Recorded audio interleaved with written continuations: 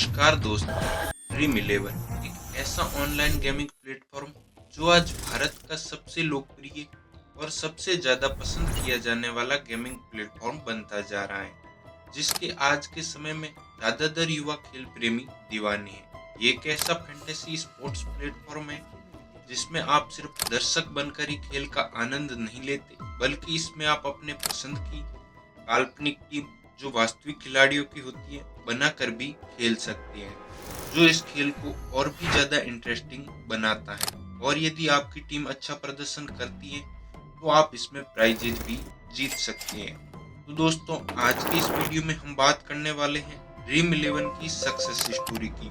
तो दोस्तों, आज की इस वीडियो में मैं आपको बताऊंगा कि ड्रीम इलेवन की शुरुआत कब और कैसे हुई और किस तरह यह भारत का नंबर 1 ऑनलाइन गेमिंग प्लेटफॉर्म बन गया। तो चलिए शुरू करते हैं आज के इस वीडियो को।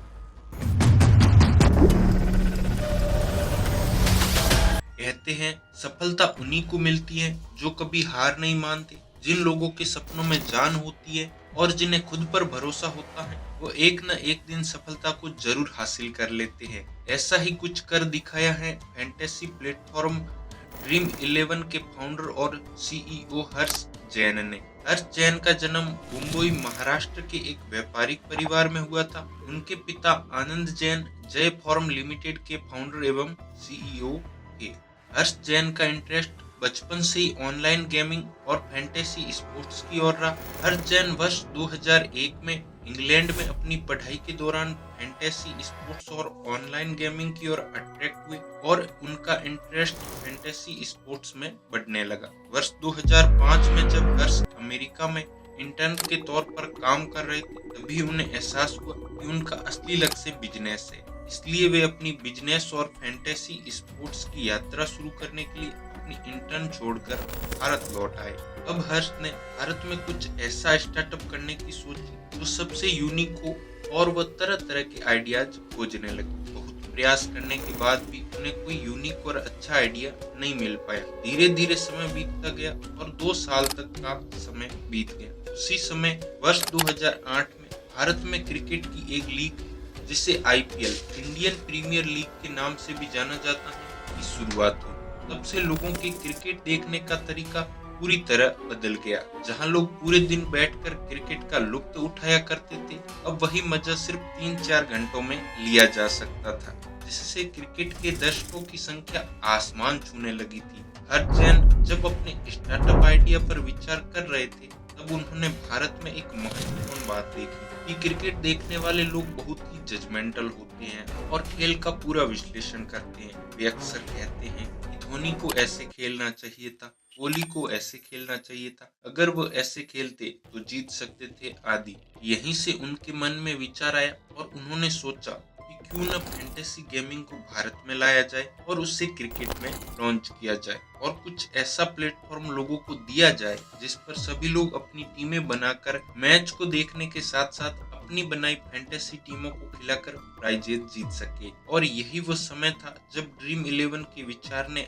उछाल मारना शुरू किया। इसी विचार पर चलते हुए उन्होंने एक दोस्त और कॉलेज के सहपाठी रहे अपने मित्र भावित सेठ को अपने आइडिया के बारे में बताया और भावित सेठ भी उसी समय इस ड्रीम प्रोजेक्ट में शामिल हो गए। और वर्ष 2008 में आईपीएल की शुरुआत के कुछ महीने बाद ही दोनों दोस्तों ने sports technology and private limited के तहत ड्रीम इलेवन की स्थापना की। ड्रीम इलेवन की स्थापना के बाद हर्ष के सामने पहली चुनौती थी अपने स्टार्टअप को आगे बढ़ाने के लिए इन्वेस्टर को ढूंढने की, जो हर्ष के स्टार्टअप पर पैसे लगा सके। लेकिन 2008 में शुरू हुए इस स्टार्टअप के लिए कोई इन्वेस्टर नहीं मिल रहा था। उन्होंने पूरे 150 इन्वेस्टर के पास जाकर अपना आइडिया सुनाया और इन्वेस्ट करने की रिक्वेस्ट की। सभी ने उनके आइडिया को रिजेक्ट कर दिया, लेकिन इसके बावजूद उन्होंने हार नहीं मानी और न ही अपने आइडिया को चेंज किया। लगातार असफलताओं के बावजूद हर्ष ने जुनून और जज्बे से काम लिया और 20 जून 2012 को उनका पहला इन्वेस्टर मिल गया और उसने उनके स्टार्टअप आइडिया पर काम करने और इन्वेस्ट करने की सहमति जताई। और यहीं से शुरू हुई हर्ष जैन की ड्रीम यात्रा। हर्ष कंपनी में डिजाइन, टेक, प्रोडक्ट और मार्केटिंग का काम देख रहे थे। कंपनी बनने के बाद शुरुआत में फंडिंग में काफी दिक्कतें रही, लेकिन हर्ष ने जुनून और जज्बे से काम लिया और उन्होंने भारत में फैंटेसी खेलों की बढ़ती लोकप्रियता का लाभ उठाया और वर्ष 2012 में ड्रीम 11 का प्रीमियम बिजनेस मॉडल लॉन्च किया, जो यूजर के लिए मुफ्त और प्रीमियम निकाय प्रदान करता है। हर्ष की दिक्कतें यहीं खत्म नहीं हुई।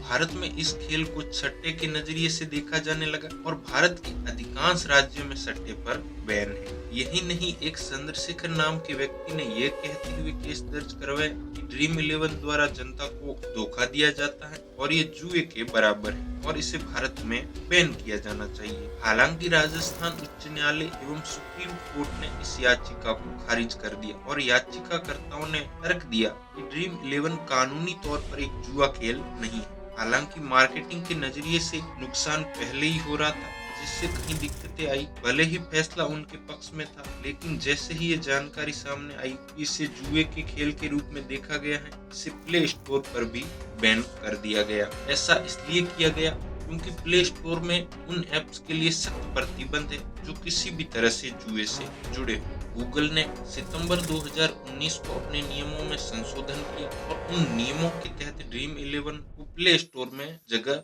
मिल गई और उन्हें सफलता उस वक्त मिली जब उन्हें वर्ष 2020 में आईपीएल की स्पॉन्सरशिप राइट्स मिले। ये ड्रीम 11 की सक्सेस का टर्निंग पॉइंट था, जिसने ड्रीम 11 स्टार्टअप को एक नई दिशा दिखाई।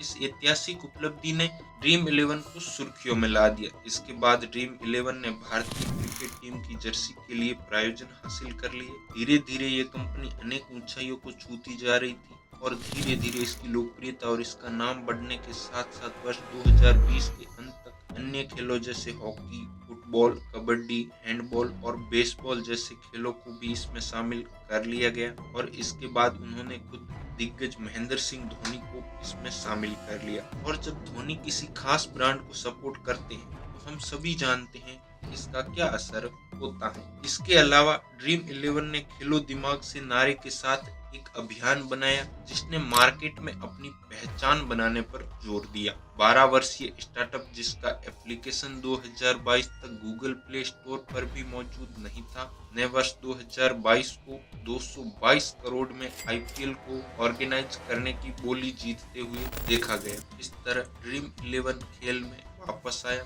और ड्रीम 11 के साथ कई अन्य स्पोर्ट्स फैंटेसी संगठन भी अधिक लाभ कमाने के प्रयास में फैंटेसी स्पोर्ट्स में शामिल हो गए। इस तरह 150 बार रिजेक्ट होने वाला स्टार्टअप वर्ष 2024 तक 70,000 करोड़ की कंपनी बन गया है। 150 बार रिजेक्शन का सामना करने से लेकर 70,000 करोड़ की कंपनी बनाने का हर चयन का सफर दृढ़ निश्चय का प्रतीक।